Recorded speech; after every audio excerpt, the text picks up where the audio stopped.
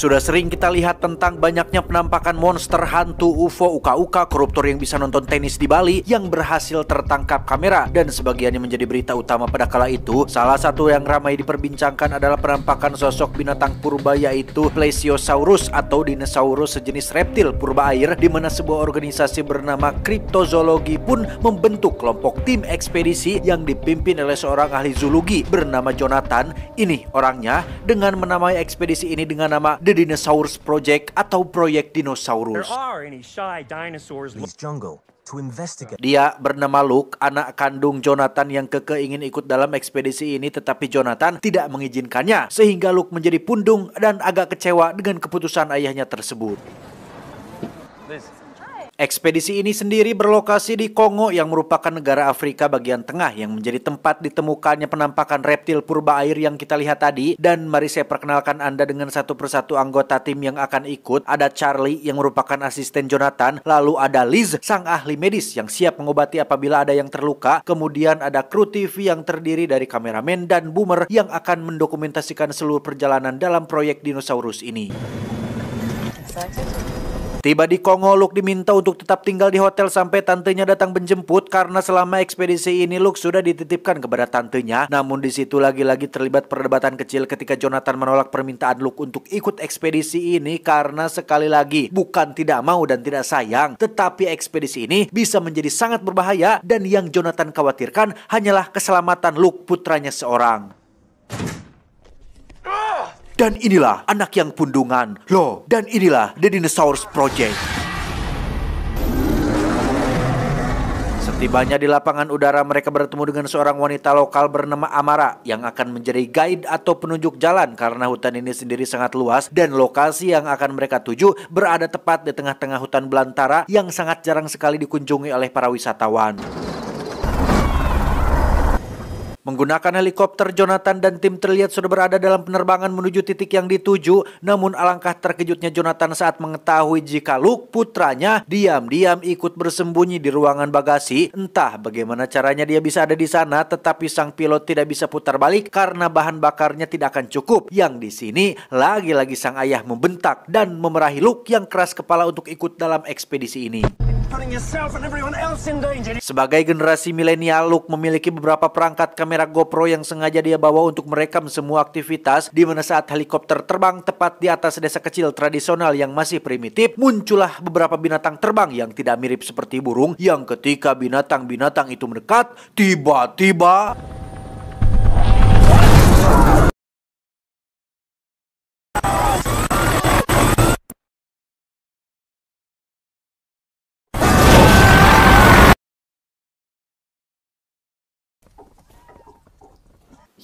helikopter menabrak salah satu burung yang membuat mereka semua terdampar di tengah hutan, di mana pilot dan co-pilot pun tewas dalam insiden itu, sedangkan yang lainnya berhasil selamat dan terpaksa harus bertahan di hutan ini sampai tim evakuasi datang menjemput. Let's go!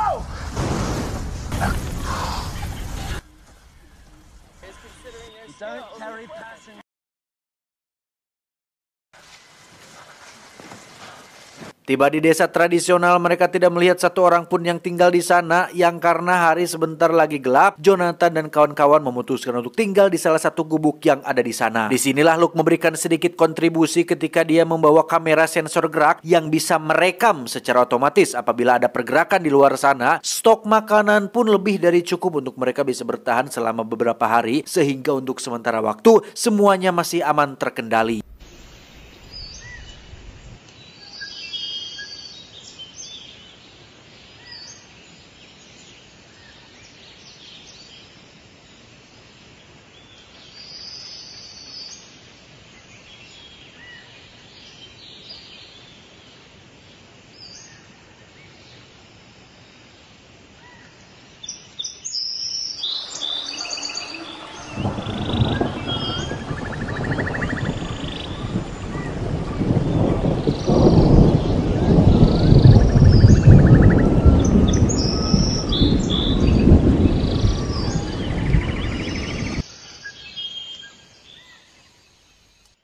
Saat malam hari tiba, kamera pun tiba-tiba menyala saat ada pergerakan di luar sana yang ternyata ada beberapa makhluk terbang yang tadi siang sempat muncul dan menjadi penyebab jatuhnya helikopter, di mana Jonathan dan kawan-kawan pun seketika paburial saat makhluk tersebut masuk ke dalam gubuk.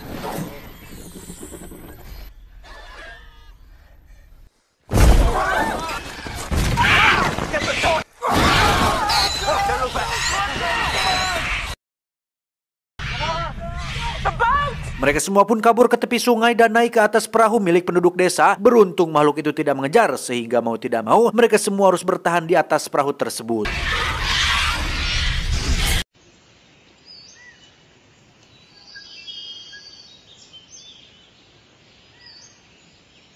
Liz pun tewas dalam insiden tersebut. Di depan kamera, Luke curhat mengenai dirinya sendiri yang mungkin tidak bisa pulang kembali ke rumah, sehingga dia memohon maaf sebesar-besarnya kepada semua pihak aplikasi pinjaman online apabila dia tidak bisa melunasi semua angsuran. Saat itulah Jonathan menghampiri Luke untuk meminta maaf atas semua sikap galaknya, karena semua itu dia lakukan tidak lebih hanya karena peduli dan sayang kepada yang menjadi darah dagingnya sendiri. Namun Luke nampak masih kecewa, yang hal itu bisa dilihat dari raut wajahnya yang masih terlihat pundung. Saat itulah mereka melihat ada pergerakan di antara semak-semak disusul dengan sesuatu yang menabrak perahu mereka, sehingga Jonathan dan kawan-kawan terpaksa melipir dulu untuk membetulkan satu perahu yang bocor. Mereka pun mendirikan tenda dan memutuskan untuk bermalam di tepi sungai, di mana Luke terlihat masih anteng dengan telepon satelitnya yang dianggap menjadi satu-satunya alat yang bisa membawa mereka pulang. Jonathan dan kawan-kawan pun makan malam bersama dengan Amara yang menceritakan tentang awal penampakan makhluk purba muncul, di mana warga lokal percaya jika kemunculan makhluk-makhluk purba ini disebabkan oleh penebangan pohon secara besar-besaran yang dilakukan oleh banyak perusahaan besar. Tak lama mereka pun dikejutkan oleh kemunculan seekor dinosaurus berjenis Dilophosaurus yang memiliki sirip yang bisa buka tutup di bagian kepalanya, di mana Luke sempat memberinya beberapa permen coklat sebelum akhirnya kembali pada kelompoknya. Keesokan paginya, Dilophosaurus yang semalam pun datang lagi setelah ketagihan permen coklat Silver Queen yang biasa dijual di Alfamart, di mana Charlie berusaha untuk mengalihkan perhatiannya agar Luke bisa mengikat kamera GoPro pada tubuh si Dilophosaurus tersebut.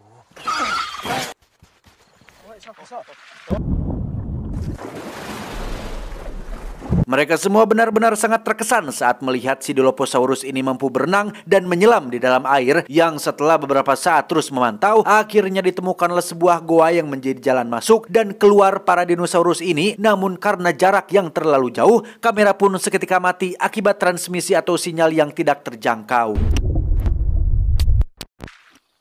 Terjadi sedikit perdebatan antara Charlie dan Jonathan. Charlie sangat berambisi untuk terus melanjutkan ekspedisi ini dan mendukung Luke yang sama-sama penasaran dengan kemana perginya para Dilophosaurus tersebut. Sedangkan Jonathan yang menjadi pimpinan ekspedisi justru ingin segera alias pulang, karena meskipun proyek ini sangat penting, namun keselamatan Luke putranya jauh lebih penting. Pun sama dengan Amara yang merasa bahwa apabila ekspedisi ini terus dilanjutkan, hanya akan menjadi bencana untuk mereka semua. Pada akhirnya mereka semua pun sepakat untuk pulang. Jonathan dan yang lain berada di perahu paling depan, sementara Luke dan Charlie berada di perahu belakang. Setelah jaringan terjangkau, mereka kembali memantau pergerakan si Dilophosaurus hingga keduanya melihat ada emaknya Dilophosaurus yang berukuran sangat besar, sehingga mereka semakin penasaran dan yakin bahwa goa tersebutlah satu-satunya jalan masuk untuk mereka bisa melihat sendiri tentang apa yang menjadi tujuan dari ekspedisi ini.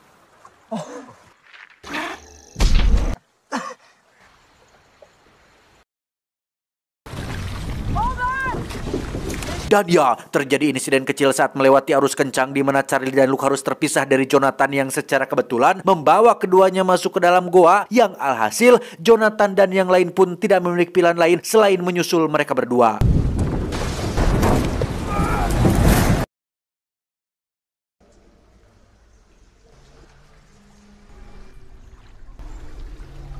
Ternyata ada sebuah sungai kecil yang terhimpit oleh tebing bebatuan. Sungguh indah dan menawan ciptaan Tuhan. Tak lama muncullah Jonathan dan kawan-kawan yang berhasil menyusul, yang ketika mereka sedang akan mencari daratan, tiba-tiba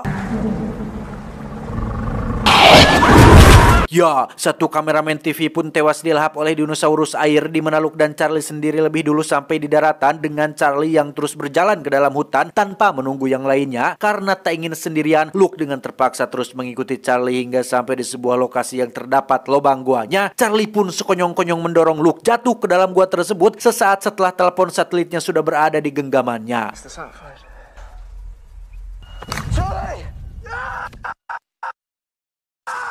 Beruntung Luke masih hidup dan tidak mengalami cedera sedikit pun, sementara Jonathan, Amara, dan si Boomer baru saja tiba di daratan dengan perahu yang masih utuh. Yang ketika Jonathan ingin pergi ke dalam hutan menyelamatkan putranya, Amara sendiri memilih untuk tidak ikut dan tetap pada rencananya, yaitu pulang menggunakan perahu dan mengikuti arus sungai setelah merasa bahwa tempat ini terlalu berbahaya untuk keselamatannya.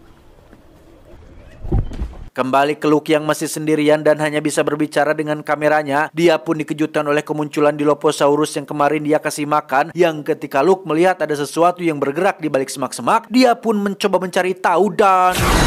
ya, ternyata itu adalah dinosaurus terbang sejenis Pteranodon yang kemarin sudah menjatuhkan helikopternya. Yang ketika Luke sedang terdesak, tiba-tiba muncullah si Boomer dan Jonathan yang berhasil menyelamatkannya. Si Boomer masih kesal atas kematian rekan kameramennya, sehingga dia memutuskan untuk terus mengejar para Pteranodon itu hingga tak sengaja membawanya ke habitat yang menjadi tempat tinggal mereka.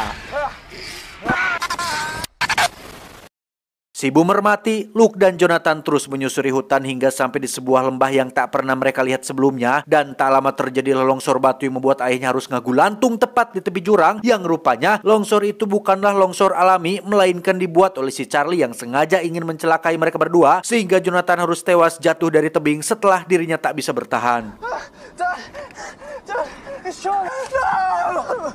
Tak punya pilihan lain, Luke terpaksa kembali ke dalam hutan, lebih tepatnya memasuki sarang atau tempat tinggalnya si Dilophosaurus yang sudah pernah dia beri makan. Tak lama muncullah Luke yang berhasil mengejarnya dan masih berambisi untuk melenyapkan Luke supaya dirinya menjadi satu-satunya orang yang bertahan dalam proyek dinosaurus ini. Saat itulah muncul si Dilophosaurus yang datang hanya untuk meludahi Luke dan pergi begitu saja tanpa minta maaf dan permisi. Awalnya Luke merasa tersinggung dengan sikap si dinosaurus yang tidak memiliki sopan santun dan tata krama. Tapi tak lama Luke akhirnya mengerti bahwa tujuan si Dilopho meludahinya adalah agar emaknya si Dilopho ini menganggap bahwa Luke adalah teman dari anaknya.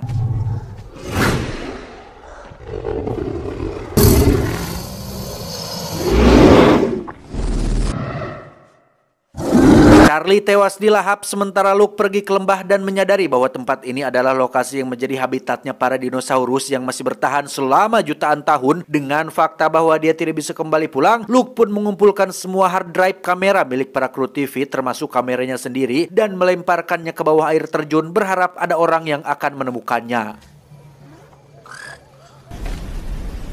Dan itulah awal muawal bagaimana rekaman video ini bisa kita lihat menjadi satu kesatuan dalam bentuk cerita film yang utuh. Dan tentu saja ini semua hanyalah film found footage semata. Tamat, ending yang cukup membagongkan. Pesan yang bisa kita ambil dari film ini adalah jangan marah apabila diludahi. Itu, saya John mewakili direksi yang bertugas mengucapkan terima kasih dan sampai jumpa di video selanjutnya. Adios, Dracula darah tinggi.